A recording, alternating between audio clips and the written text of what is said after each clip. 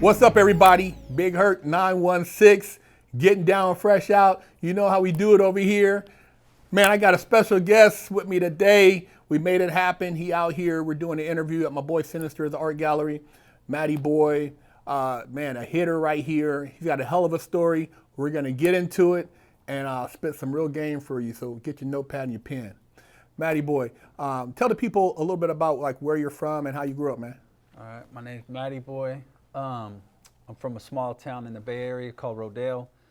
A lot of people ain't familiar with the little towns up there, but I'm like in between Vallejo and Richmond, near Oakland, 45 minutes from the city or whatever.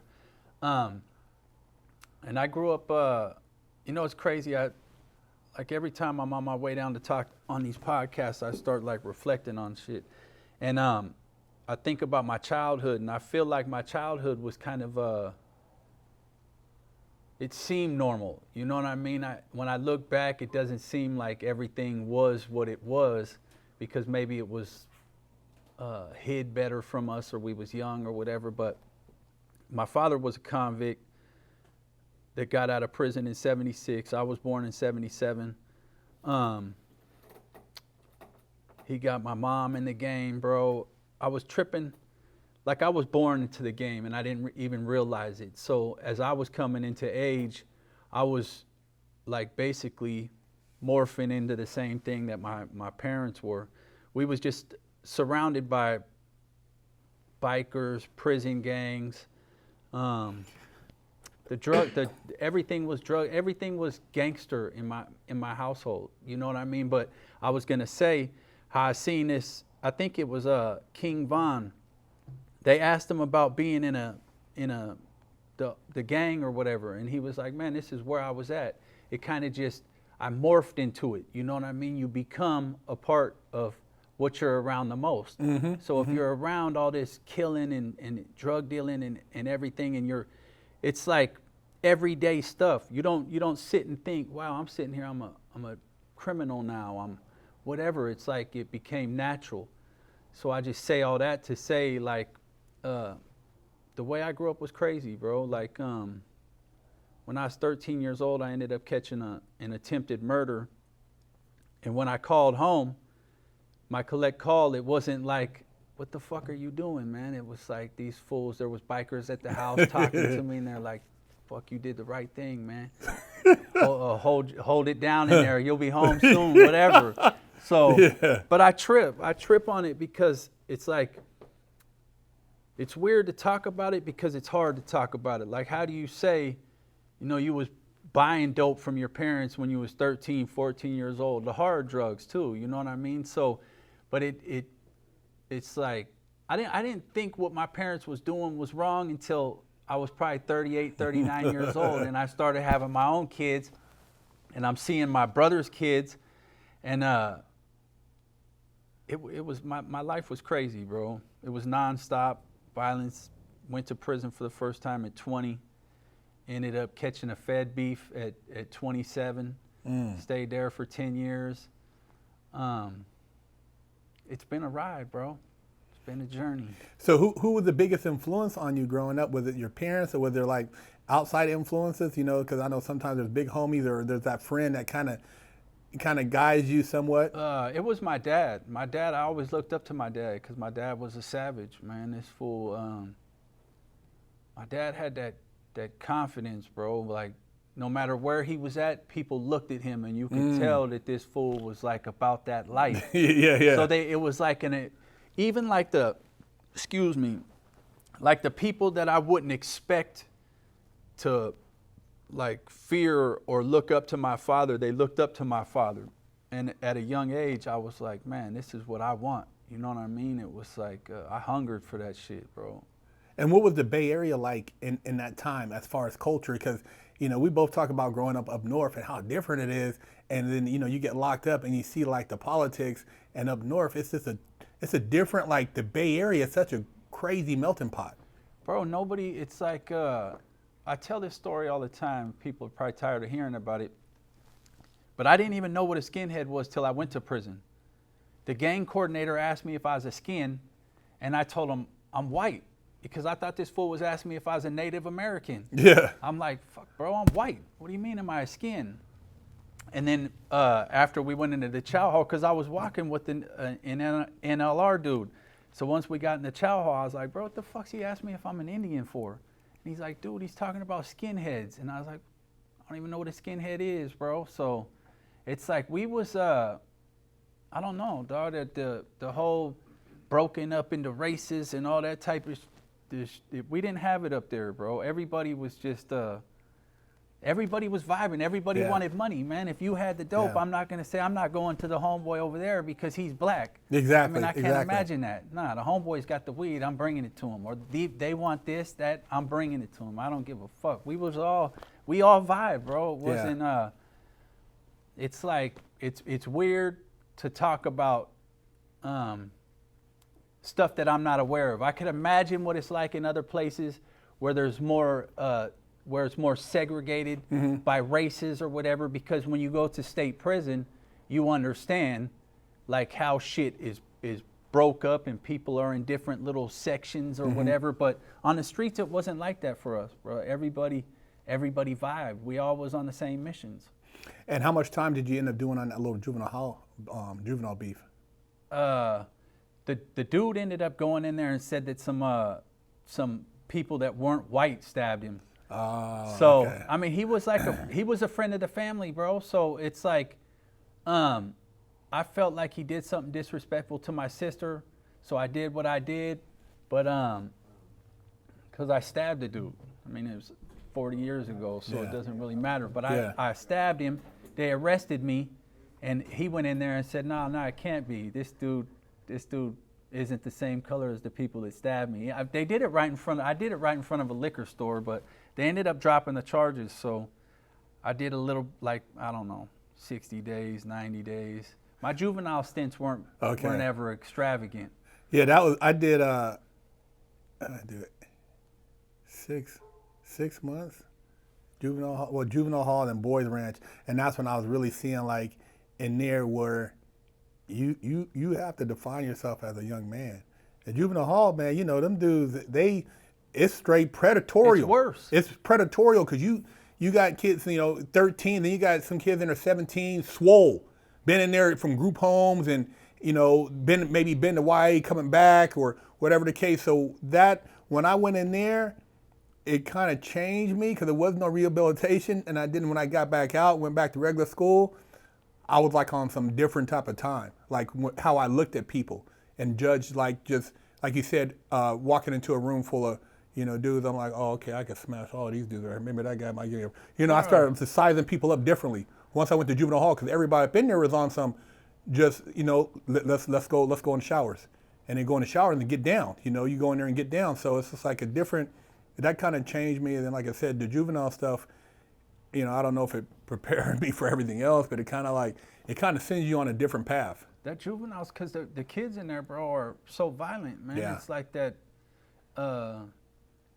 It's crazy to think that the younger facilities are more wild than the older facilities. But man, them kids are in there trying to prove themselves, bro. Everybody's trying to make a name for themselves. It's crazy. Juvenile hall is different. But I like what you just said about being there, because I feel like we become people watchers, whether we like it or not. So we observe everybody's actions. I was watching something on the way down here where they had a group of people held hostage. They was robbing them. And then one of the dudes went back upstairs and was like, man, you got some people that are at it hard downstairs. In other words, these dudes are killers. You know what I mean? We might have got the wrong group of people here. Yeah. So, but it's like you could tell that type of stuff, man. You could tell, okay, this guy over here looks like he's violent, man. This motherfucker might do the deed if he's pushed into it. Exactly. You corner him, he's on some different time. And when you're stripped down and you guys are all wearing the same shit, you get rid of all the fancy stuff. And in places like that, you have to be able to read body language because it can mean your survival. So it's like you said, you kind of can see, okay, this guy over here, he's on this time. And another thing about juvenile hall is that when I was there, I remember because my mom was like, man, I'm not coming. This is not for me. My mom was like, this ain't my scene. But I was seeing some guys and their families. I'm like, damn, his whole family banging. Like these dudes are like, this is some real shit. Like these dudes, like I was sneaking around selling drugs. These dudes are professional drug dealers. Their whole family's drug dealers. He said this guy's supporting like maybe 10 people, you know, from his. So when he gets out on every, you know, I was remember dudes going home on weekend passes. They're like, oh man, I got rid of 16 ounces. Oh man, I copped a half a bird. I'm like, damn, you guys are still selling dope on weekend passes? Man, they get money, but it's different. It's like that's like normal. Where in my family, like they're like, I was the first one to really getting caught up, but for these guys, I'm like, damn, this shit is normal. This is like everyday life. Yeah, and then when you come home to it, bro, it's like sometimes I wonder if my mom hadn't passed away, how things would have been when I came home this time. Because it's like you come home and you're right back in the melting pot. You know, how long are you going to stay good when the easy money's where you're living? Yeah. You know what I mean? So my whole family has been in trouble. My dad been to prison, my mom been to prison, my sister has been back and forth to the counties a bunch of times with us. My brother, same thing, me, prison. My uncle's prison. Bro, the whole damn family is just like it's all we ever knew. What was the incident that led to you doing your was it the state time first or the federal time? So I got in an altercation with some police officers in Benicia, and one of the cops broke his leg. So I got 4 years, 4 months at 85% for that. I got the paperwork, bro. I just read it for the first time, and this happened in 97. So I just read it for the first time, bro. It was crazy. Because, you know, it's one thing for you to tell a story, Yeah. but it's a whole nother thing when the cops tell a story and it's the same story. You know, I had the bride, so there was 2 girls in the car. I'll tell the story because it's kind of crazy. There's 2 girls in the car. We're at a house, and at this time I'm a drug addict. I'm on meth. I'm partying. I'm one of them crazy white motherfuckers that got guns. I'm on smoking meth. I could paint the picture for you. You know what I mean? I think I'm 7 foot tall. I weigh 112 pounds. Gun this big, but thank God I didn't have a gun that night. But we're at the house smoking dope or whatever, and I'm like, man, I want to go back home because we're in Benicia at this time, and I know Benicia it's square, so 1, 2 in the morning, if you're driving around looking suspicious, they're gonna arrest you. So I told him, let's go back to Rodeo. We get in the car, and then one of the girls is like, hey, can y'all drop me off? It's right off the freeway. And I'm like, I don't want to do that, man. I want to go back there. Y'all could come back after. Matty, I swear it's right off the freeway. We get off the freeway, and I told him, man, I feel something ain't right. 2 minutes later, cop pulls us over.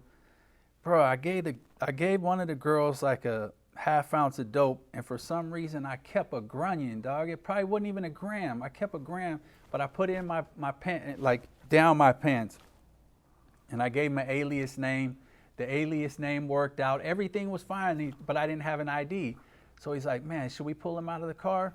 And the other guy's, yeah, let's pull him out of the car. And they pat me down. I don't have nothing. And this fool reached in my fucking pants, bro, and pulled out the little bit of dope. And I was like, fuck.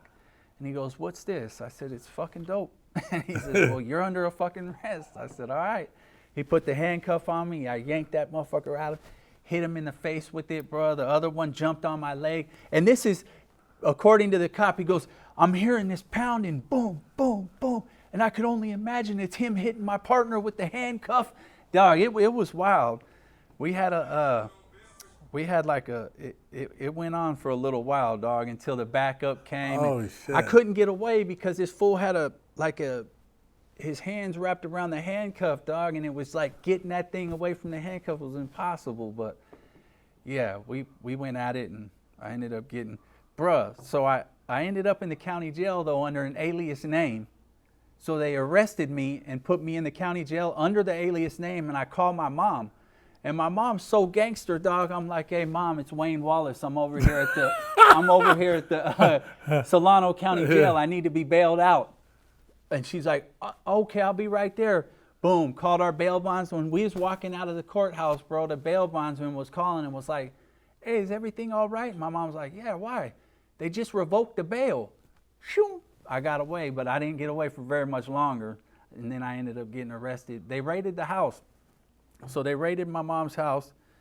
They found 90 grams of meth They charged my mom for 30 grams, my brother for 30 grams, and Oh, me for yeah, 30 they broke grams. it up into like They that? broke it up, bro. They found it in my Damn. mom's closet. And Wow, broke, they charged 3 all people of with us, the 3 people, Wow. and then they gave my brother, who was the only one that wasn't the biggest criminal out of all of us, like a $500,000 bail. My brother's first time in the county jail. Yeah, it was crazy. But by then, bro, they was fed up with our family. Because I'm telling you, the raids were nonstop. The cops had come up and parked because, like, at this time in Rodale, it was like we lived up on the hill, and it was like a regular neighborhood. You know what I mean? Like, you wouldn't think like this would be where the drug dealers live or whatever, bro. So, but we lived up there in like the nice neighborhood. So, I forget where I was going with that, but. Yeah, it's crazy, man, when you think about it. Like, you flash back to like your mentality back then and then where you're at now, and sometimes I'll be tripping like, damn, man, you know, just situations like, you know, that you were involved in and how much, you know, things have changed. Yeah, what I was gonna say, so we're in a nice neighborhood, but these cops would come up there and just post up. Bro, they'd sit at our stop sign and just watch the house, because it was like, dog, all the criminals around the area all came to me. They come home from prison, come up to the house, and just like. So you know what I'm picturing? I picture Sons of Anarchy, like the house and like all the. Listen, you know. my counselor in the feds told me every time, he goes, me and my wife sit there and watch this Sons of Anarchy stuff, and he goes, and every time we're watching it, I say, this reminds me of you and your mom. Every time, bro. The whole Sons of Anarchy thing is like been referenced to us so many different times. And there's like a relation, you know what I mean? My mom ended up marrying a biker, so we was around all that. And you know, my mom also got indicted with a prison gang, a big indictment, so she went to the feds for that. So, dog, I've previously said, like, people wouldn't understand, like, the people that I looked up to besides my father were convicts. You know, that whole convict mentality, you know, dudes coming home, all the women wanting the bad guy. Like, I was infatuated with all that, bro. The nice cars, the guns, the dope, the fast life.